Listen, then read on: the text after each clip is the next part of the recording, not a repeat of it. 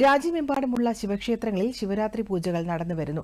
ഉത്തർപ്രദേശിൽ വാരാണസിയിലെ കാശി വിശ്വനാഥ ധാം ഉൾപ്പെടെയുള്ള മഹാക്ഷേത്രങ്ങളിൽ പുലർച്ചെ തൊട്ടേ വലിയ തിരക്കാണ്.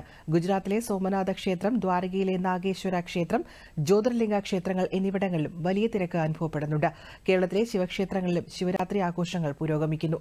തിരുവനന്തപുരം ശ്രീകണ്ഠേശ്വരം ക്ഷേത്രം, ഏറ്റുമാനൂർ ശിവക്ഷേത്രം, വൈക്കം മഹാദേവ ക്ഷേത്രം, തൃശൂർ വടക്കുംനാഥ ക്ഷേത്രം, തളിപ്പറമ്പ് രാജരാജേശ്വര ക്ഷേത്രം തുടങ്ങി പ്രധാന ക്ഷേത്രങ്ങളെല്ലാം പഞ്ചാക്ഷരി മുഖരിതമാണ്.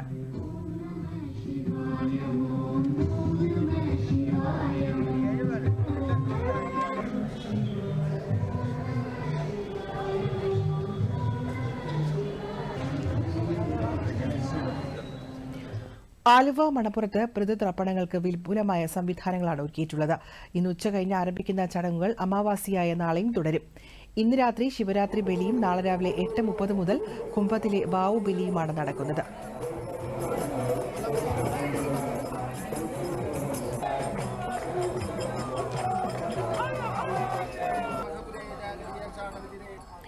തിരുവനന്തപുരത്തെ അരുവിപ്പുറം ക്ഷേത്രത്തിലും ശിവരാത്രി ആഘോഷങ്ങൾ പുരോഗമിക്കുന്നു.